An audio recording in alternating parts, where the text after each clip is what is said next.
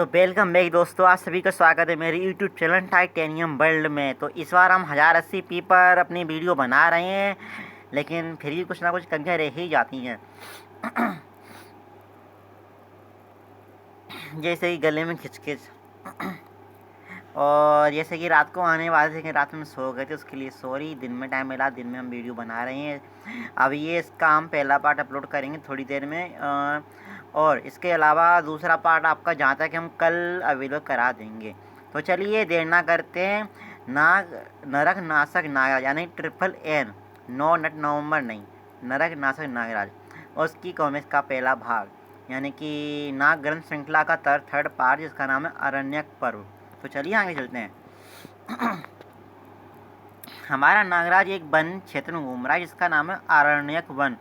वहाँ से ये अपने बेताल मित्र को लेने गया था, लेकिन बेताल मित्र कौन है ये तो आपको आगे चल के पता चल ही जाएगा। तो आगे चलते हैं स्टोरी में। पूर्णमासी की वह रात नागराज के जीवन की सबसे बृहद और सबसे महत्वपूर्ण रात थी। बहुत खिचखिच गले में सर्दी की वजह से, तभी हम धीरे धीरे बोलते हैं। उस एक रात में नागराज का अस्तित्व बदलने वाला था और उससे जुड़े उसके संपूर्ण ब्रह्मांड का अस्तित्व भी चेंज होने वाला था। कंधे पर महाप्रेत अंतहीन को उठाए रूपनगर कब्रिस्तान की ओर बढ़ता नरक नाशक इस बात से पूर्णतः अनभिज्ञ था कि उसके जीवन और अंतहीन के वृत्तांत में काफी बड़े व्यवधान आने थे। पूर्णमासी की वह रात उस अरण्य अर्थात उस जंगल की भी सबसे बृहद रात्रि थी। ये कथा ध्यान से सुनो ओ राजनाग, ये महागाथा है तुम्हारे अस्तित्व की, तुम्हारे अस्तित्व से जुड़ा है नागलोक और इच्छाधारी नागों का अस्तित्व। सुनो ये गाथा ओ राजनाग, जानो कैसे विसर्पी सदा के लिए तुम्हारी होते होते एक पल में तुमसे छीन ली गई। लेकिन इस कॉमिक्स में इसका नाम जो आरण्यक पर्व है, क्यों है इसको आपको आगे पता चल जाएगा पूरी की पूरी स्टोरी में अगर आप देखेंगे, क्योंकि आगे बहुत बड़े बड़े सस्पेंस आने वाले हैं, जैसे कि हमने एक सस्पेंस डाला था अपनी पोस्ट में। तो आपने लास्ट पार्ट में देखा था कि तोसी आ गया था किसी टपक कर, और तोसी ने वो त्रिशूल निकाल लिया था। तो आखिर कौन था ये तोसी? महादेव का त्रिशूल बालाजी ने कैसे निकाल लिया? हर हर महादेव, जय भोलेनाथ। राजकुमारी बिसरबी की आंखों में अपार वेदना और विवशता थी। स्वयं तुम्हारे चेहरे पर वेदना और क्रोध नृत्य कर रहे थे। महात्मन कालदूत का चेहरा धीरे और शांत आवाज नजर आ रहा था, परंतु उनकी आंखें उनके मन मस्तक में चली तूफानी आंधियों की था बयान कर रही थी। यही प्रश्न उस स्वयंवर उपस्थित प्रत्येक इंसान के अंदर घूम रहा था, और स्वयंवर के लिए आए प्रत्येक प्रत्याशी के चेहरे पर घोर अविश्वास था। यह संभव है? हमें तो लगा था कि नागलोक के सेनाधीश राजनाग का ये त्रिशूल साधेंगे। कौन है ये उद्दंड अधिकर्मी जिसने स्वयंवर में नागलोक के सर्वश्रेष्ठ वीरों और स्वयं महात्मा कालदूत की उपस्थिति में दृष्टा करने का दुस्साहस किया? हा हा हा, नागदस्यु तोसी, धरती का सबसे उद्दंड दुस्साहसी दुर्दांत और निर्मम दस्यु। हा हा हा, तोसी हंसा ही आ रहा है, वाह भैया।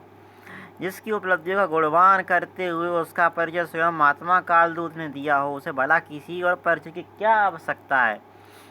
तोसी वे आंधी था राजनाग जो तुम्हारे समूचे अस्तित्व को किसी रेत के किले के समान ढहाने आया था। तोसी एक नागदस्यु था। धरती लोक, पाताल लोक, नाग लोक तीनों ही जिसके आतंक से त्राही त्राही करते थे। उसका परम मित्र, उसका दायां हाथ और सलाहकार ऋषिराज मानव था। एक बेहद चालाक और निपुण सलाहकार था ऋषिराज। उसके तोसी के साथ रहते तोसी का पराजय का मुंह देखना असंभव था, यानी कि लेफ्ट हैंड था। इस राज्य की एक एक इमारत धूल में मिला दो, राज्य का हर एक घर अग्निपिंड बना दिखना चाहिए। नागदस्यु तोसी के नाम का भाई तीनों लोगों के हर प्राणी के हृदय में व्याप्त होना चाहिए। तोसी सिर्फ लुटेरा ही नहीं, निर्मम और निशंस हत्यारा भी था। जिस राज्य को भी वह लूटता उसे पूरी तरह से तहस नहस और बर्बाद कर देता था। शिलाखंड से निकाले जाते ही महादेव का त्रिशूल गायब हो गया। मैंने स्वयंवर की शर्त पूरी कर दी है। राजकुमारी विसर्पी के योग्य इस पूरे स्वयंवर में केवल एक बार है तोसी, और मैंने मेरे प्रिय मित्र नागलोक के सेनाधीश के पक्ष में तर्क रखा। क्षमा करें महात्मन, परंतु तोसी ने जो किया है वह निंदनीय नहीं दंडनीय भी है। तोसी ने स्वयंवर की मर्यादा का उल्लंघन किया है। सर्वप्रथम स्वयंवर में आयोजित, थोड़ा सा ब्लर हो गया, सॉरी, आगे इस डायलॉग को हटा देते हैं, फिर इस आगे अगले पेज पे चलते हैं। परंतु किसी गिद्ध के समान धूर्त तोसी की सलाह का ऋषिराज ने मेरे तर्क का प्रत्युत्तर दिया। कहीं माननीय नाग सेनाधीश के सलाहकार यह तो नहीं कहना चाहते कि ये समस्त नियम स्वयं महादेव के ऊपर है? तुम बात को घुमाने की चेष्टा कर रहे हो ऋषिराज। मैं तो सिर्फ सत्य कहने की चेष्टा कर रहा हूँ, और सत्य सदैव कटु होता है। यदि यह स्वयंवर किसी आम स्वयंवर की तरह ही आयोजित करना चाहता तो फिर इतने प्रपंच की भला क्या आवश्यकता थी? सीधे कुमारी विसर्पी को ही अपना वर चुनने देते। क्या तीनों लोकों में अपराजित महात्मा कालदूत कन्या और नियमों से इस कदर विवश हैं कि वे स्वयं महादेव का निर्णय स्वीकार करने की चेष्टा करेंगे? जिब्बा पर नियंत्रण रखो ऋषिराज। और पूंछ मार दी हमारे नालायक कालदूत ने। सावधान कालदूत। परम मित्र व सलाहकार पर हुआ बात सहन न कर पाया वे नाग दस्यु। सावधान दस्यु। कालदूत तक पहुंचने से पहले वहां उपस्थित प्रत्येक नाग भी उसका रास्ता रोके खड़ा था, परंतु तूफानों को तिनके कभी रोक पाए भला? हर हर महादेव। तूफान को रोकने के लिए एक प्रलंकारी चाहिए। बहुत हुआ नाग दस्यु भटाक। नागलोक सेनाधीश तीव्र इच्छा थी मेरी तेज तलवार का लोहा लेने की। शक्ति, सामर्थ्य, वीरता और पराक्रम दोनों का पलड़ा एक समान था। ना कोई किसी से श्रेष्ठ था, ना कोई किसी से कमतर था। वह टकराव इतना भीषण था कि पूरा नागद्वीप थर्रा उठा। तलवारों की टंकार इंद्र के वज्र के समान बिजली उत्पन्न कर रही थीं। भूकंप से द्वीप थर्रा रहे थे। समुद्र की लहरें द्वीप को समूचा लील जाने को लालायित थीं। यदि उनका द्वंद्व कुछ देर और चलता तो निश्चित ही पूरा नागद्वीप जलमग्न हो जाता। यदि कालदूत बीच में न आ जाते तो नागद्वीप का अस्तित्व मिट जाता। ठहरो। कड़कड़ कड़कड़। इस व्यर्थ के द्वंद्व से इस समस्या का समाधान नहीं होने वाला है। अंतहीन और ऋषिराज दोनों के ही तर्क अपनी अपनी जगह सही हैं। तोसी ने देवी स्वयंवर की मर्यादा का उल्लंघन किया है, परंतु इस सत्य को भी नकारा नहीं जा सकता कि तोसी स्वयंवर का विजेता है। इस स्वयंवर को लेकर हमें अंतिम निर्णय लेने में कुछ विलम्ब होगा। तब तक आप सभी नागद्वीप के अतिथि हैं, तोसी और ऋषिराज भी। कालदूत के सुनाए इस निर्णय को चुनौती देने का साहस किसी में न था। कालदूत का अंतर्द्वंद उसके सिवाय कोई ना समझ सकता था, और जब भी वे दुविधा में होते थे चिंतन मनन हेतु उस गुफा में जाकर समाधि ले लेते थे। और जब से वे स्वेच्छा से उस गुफा से बाहर नहीं आते, जब तक कोई उनकी गुफा में प्रवेश करने का दुस्साहस कर सकता था, ना ही कोई उन्हें पुकार सकता था। कालदूत के उनकी गुफा में जाने का अर्थ विसर्पी भली भांति समझती थी। आप चिंतित ना हो नाग कुमारी, महात्मा आपके साथ अन्याय कदापि नहीं होने देंगे। ये कोई ना कोई मार्ग अवश्य निकाल लेंगे। हमने जिस पल नागलोक सेनाधीश राजनाग को पहली बार देखा था, उन्हें उसी समय अपना वर चुन लिया था नागकीर्ति। हम जानते थे कि राजनाग की महादेव का त्रिशूल सलाखंड से निकाल सकते हैं, परंतु न जाने वे कहाँ से नीच दस्यु आ टपका। हमने हृदय से राजनाग को अपना सब कुछ मान लिया है सखी। अब किसी और के बारे में हम सोच भी नहीं सकते। हम विवाह करेंगे तो सिर्फ और सिर्फ राजनाग से, और यदि ऐसा ना हो तो हम आत्मविवाह कर लेंगे। उफ नाग कुमारी, ऐसी अशुभ वाणी आपके कोमल मुख मंडल से शोभा नहीं देती है। उस प्रेमाग्नि में दोनों समान रूप से जल रहे थे। ये क्या हो रहा है अंतहीन? इतनी व्यवस्था का ऐसा समय कभी भी नहीं हुआ। यदि ये किन्हीं आसुरी शक्तियों से युद्ध की बात होती तो हम अकेले ही उनका समूल नाश कर देते, परंतु ये क्या है मित्र? यही तो प्रेम है मित्र। प्रेम कोई शत्रु सेना नहीं जिसका समूल नाश कर दिया जाए। प्रेम वो अनुभूति जिसके सम्मुख वे संसार व्यर्थ लगने लगता है। प्रेम वे साधन के सामने हर सिद्धि तुच्छ है। जो प्रेम पास में बन के उसे ईश्वर की मुख न कर पाए। अब यहाँ पर इनका प्रेम प्रलाप चल रहा, तो इस पेज को आप देख लीजिए, पॉज करके पढ़ लीजिए, क्योंकि हम चलते हैं स्टोरी में। और ऐसा ही कुछ तब यहाँ पर हमारे नागराज को हमारे अंतिम बताते हैं। महात्मा कालदूत देव दानव वेश राक्षस, आज तक कोई भी कालदूत को युद्ध में परास्त नहीं कर पाया। कालदूत की सिर्फ एक कमजोरी वह है नागद्वीप के राज सिंहासन, और उस पर बैठने वाले हाथ में थमे नागदंड के अधीन है। अब जरा सोचो राजनाग विसर्पी से विवाह करके तो सीधे नागद्वीप के राज सिंहासन पर आ विराजेगा, और उसके नागदंड के दास बने कालदूत उसका हर आदेश मानने को विवश होंगे।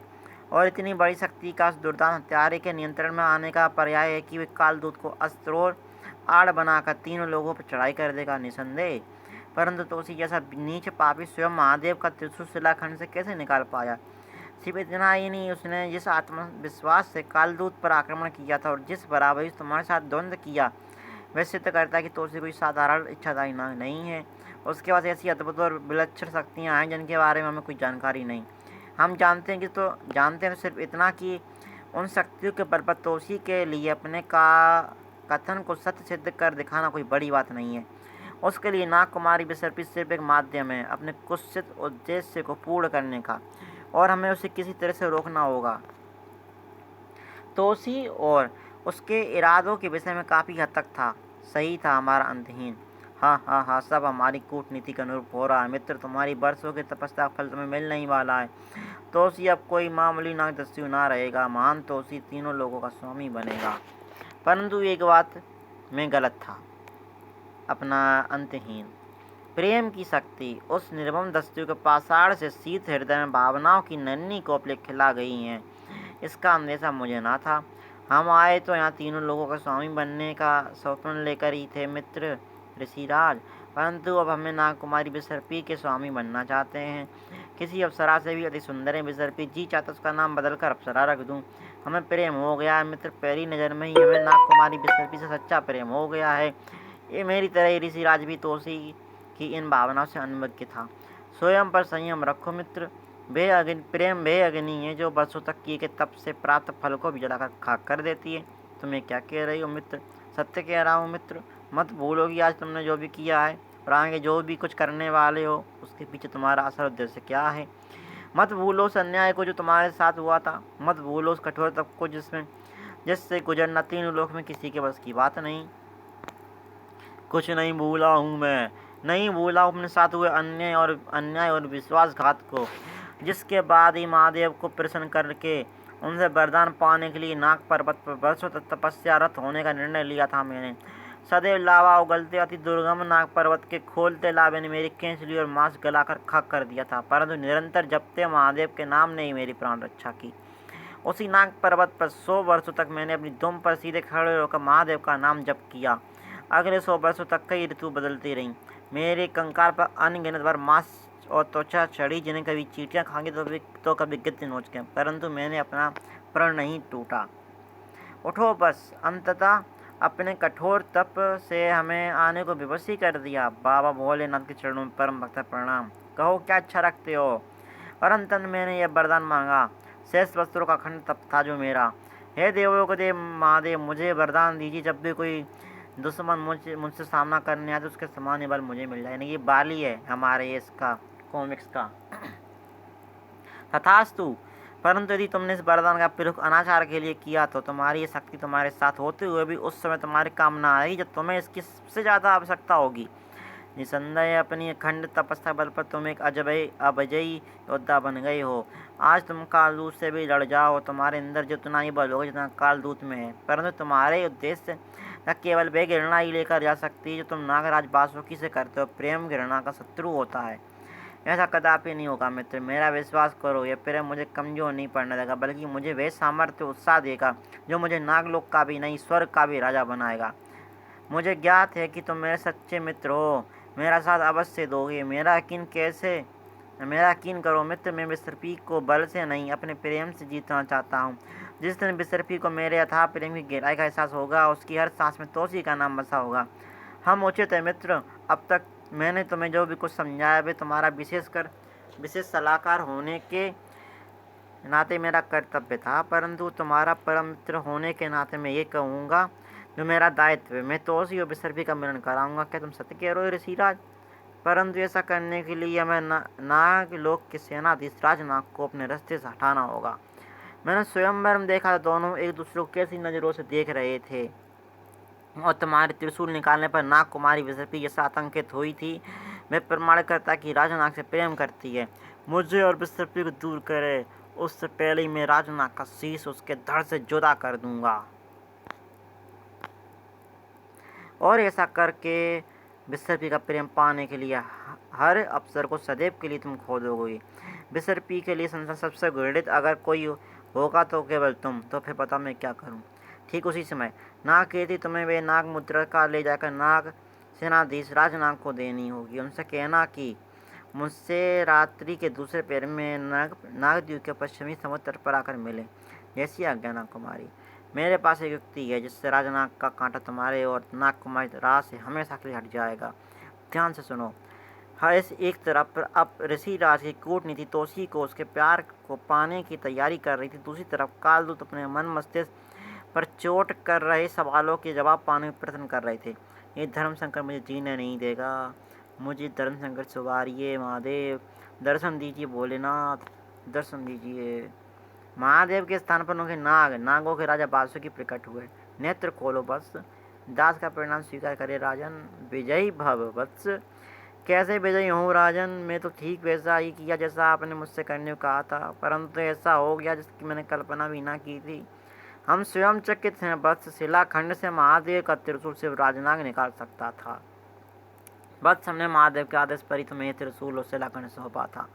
जब नाग माता सुरसा और कद्रू के साथ महर्षि कश्यप नाग जाति के उत्पत्ति कर रहे थे, जब नीच ग्रह योग के वक्र दशाओं के कारण एक परस सर्पड़ी का जन्म हुआ। परस सर्पड़ी माता सुरसा और कद्रू समस्त संतानों का समूल नाश कर देना चाहती थी। उसका उद्देश्य सिर्फ एक नाग को जीवित रखने का था जो सबसे सर्वश्रेष्ठ हो। परस सर्पड़ी की शक्तियाँ दिन प्रतिदिन बढ़ती जा रही थी। उसके नेत्रों में देखने वाला प्रत्येक पाप प्राणी पाषाण में बदल जाता था। देव दानव मानव गंधर्व कोई भी उसका मुकाबला नहीं कर सकता था। परस सर्पड़ी ने अपनी इस अद्भुत शक्ति से लगभग पूरे नागलोक का विनाश कर दिया था।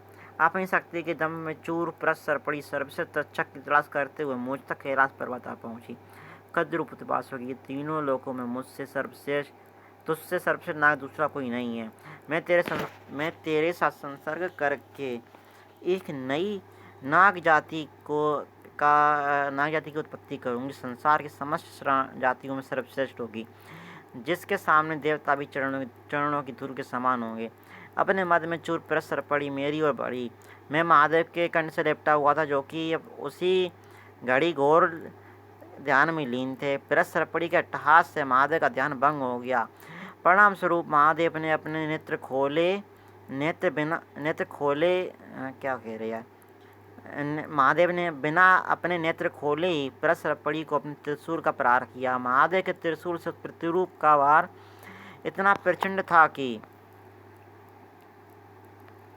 यानी कि पेज कट गया था। आपको स्टोरी बता देते हैं। उनका प्रहार इतना प्रचंड था कि वो जो 1000 मुंह वाली नागिन थी वो सीधा पाताल लोक में गिरी जाकर, और जैसे ही त्रिशूल उसके अंदर धंसा था वो प्रतिमा पत्थर की मूर्ति बदली जिसमें कि त्रिशूल धंसा हुआ था।